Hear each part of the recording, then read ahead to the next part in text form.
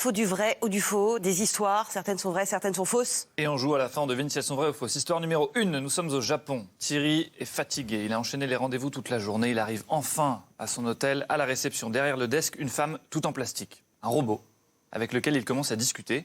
Robot qu'il redirige vers une borne. Borne sur laquelle Thierry récupère son numéro de chambre, fait son check-in, il monte à l'étage, arrive devant la porte, pas de clé, mais une petite caméra. La porte s'ouvre en fait par reconnaissance faciale, une caméra qui scanne son visage, la porte s'ouvre, à l'intérieur, pas d'interrupteur. Thierry comprend qu'il est dans un hôtel entièrement robotisé. Pas d'humains, uniquement des robots à son service. Sur sa table de nuit, un petit robot qui lui propose d'allumer, d'éteindre les lumières, de lui faire couler un bain, de fermer les volets.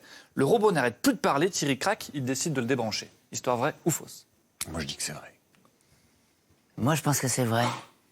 Moi, je serais tentée de dire non, ça me déprime trop. Non, faux. Faux pour Isabelle, vrai. Ouais, vrai. Roxane, Ouais, vrai. Bravo, c'est une histoire vraie. Il y a des hôtels au Japon qui sont entièrement robotisés désormais. Regardez. C'est leur truc. Voilà. Ils adorent ça. La dame que vous voyez en blanc est un robot. Mais si jamais il vous arrive quelque chose, vous faites un malaise, donc il y a que des robots C'est autour une de très vous. bonne question. Je pense que la réponse est vous vous démerdez. Mais ils ont même ouvert des bordels avec des robots. Et il y a des villes qui ont dit il faut fermer, c'est immoral, Et etc. alors Bien sûr, les Japonais, ils s'en foutent de ce genre de truc. Et quand vous lisez dans les commentaires sur les sites TripAdvisor ou autres, c'est vrai que les gars racontent qu'ils débranchent le robot parce qu'il fait que de les réveiller la Il nuit. est saoulant. Et qu'est-ce qui leur fait à manger Isabelle, va falloir Bon, aller ok, sur le d'accord. site. Non, mais moi, Voilà, je suis pas née à la bonne époque, J'ai pas vraisemblablement. toutes les réponses, mais effectivement, ça donne pas très envie. On est d'accord. Non, on n'a pas très envie. Autant partir avec son épouse, hein, franchement. Ouais. Franchement. Au moins, elle fait la J'ai vu vaisselle. un gars Alors, qui s'était marié avec un robot. C'est vrai Un japonais qui voulait Oh se là marier là. avec un robot. Allez, deuxième Bizarre, histoire. hein. deuxième histoire, elle sera moins déprimante celle-ci. Quoique, elle se passe aux États-Unis, dans le New Jersey. James a 40 ans, il sort de prison, il y est resté 6 mois pour avoir harcelé son ex-petite amie, de qui il était très amoureux. Et aujourd'hui, il a interdiction de s'approcher d'elle. Mais il est encore très amoureux d'elle. Alors qu'est-ce qu'il va faire?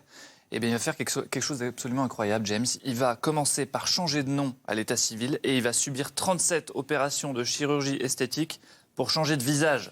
Il va même changer sa voix en touchant les cordes vocales et il va pouvoir à nouveau approcher sa dulcinée. Histoire vraie ou fausse? L'histoire de James est-elle une histoire vraie? Je vous l'accorde, elle est aussi déprimante. James, c'est un nom d'emprunt pour Paul de Saint-Cernin? James, c'est un... non, c'est un gars qui habite aux Non, États-Unis. j'y dans le crois New pas. Moi, j'y c'est crois. vrai. Moi, j'y Vous y crois à croyez, fond. ouais. Tout est possible. Ils ont plein de tordus là-bas. Ouais. Ils ont bien un James. ouais. Ouais. Non. Eh bien, c'est une histoire vraie. C'est vrai. C'est une histoire vraie, mais fausse. Pourquoi? Il y a le toujours un pervers. deuxième effet. Un le journal pervers. a raconté cette histoire. Tout le monde y a cru. Elle a été reprise partout aux États-Unis, au Canada. Et en fait, c'est une fake news. Cette histoire, James ouais. n'a jamais existé. Mais c'est une Non, vraie c'est fake une news. histoire. Donc c'est une Ouais. vraie fake news. C'est une histoire vraie fake fausse. news. Alors, C'est un- fake news, je une- comprends pas trop l'histoire. Ah bah non, c'est très embrouillant, c'est le concept en ce moment. Ah oui, Donc vraie c'est fake une, news. C'est une histoire ah bah, inventée une vraie que bêtise, tout le en monde fait. a cru vrai. Ah Parce oui, qu'il y a maintenant, comme il y a beaucoup d'informations fausses qui circulent, il y a des gens qui en fabriquent pour démontrer qu'il y a des informations fausses qui circulent. C'est mon taf. Et du coup, ils embrouillent tout le monde. Oui. Voilà, je suis désolé. Non, mais pas du tout. Mais bon, enfin bref. Bon, troisième histoire, Chantal n'a pas le droit de jouer parce que c'est une histoire qui la concerne. Ah, très bien, très bien. Donc elle va rester stoïque et elle vous donnera la réponse à la fin. D'accord? Aujourd'hui, c'est un grand jour. Pour Chantal, elle fait ses premiers pas au cinéma.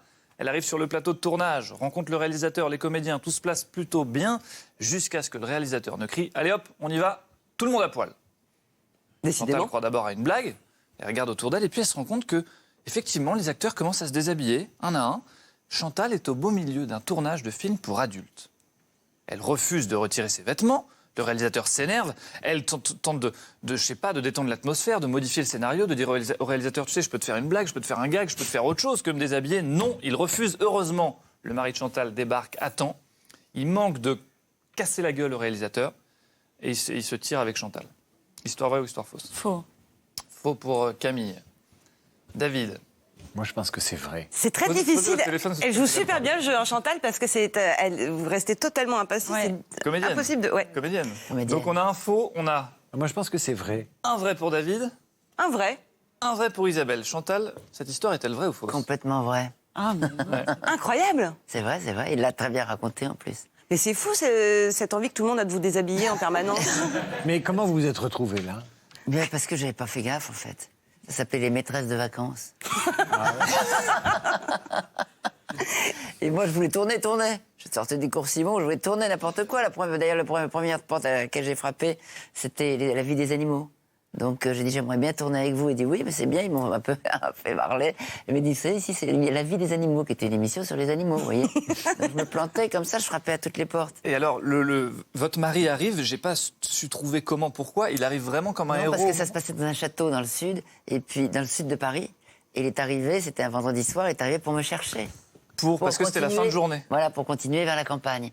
Et à ce moment-là, il est passé sur le tournage, très content, il a vu ça, il était, bon, il a pris le metteur en scène au collet, tout, il y avait de l'ambiance. Ah bah dis donc, avec vous, on ne s'ennuie pas. Merci en tout cas beaucoup, Chantal.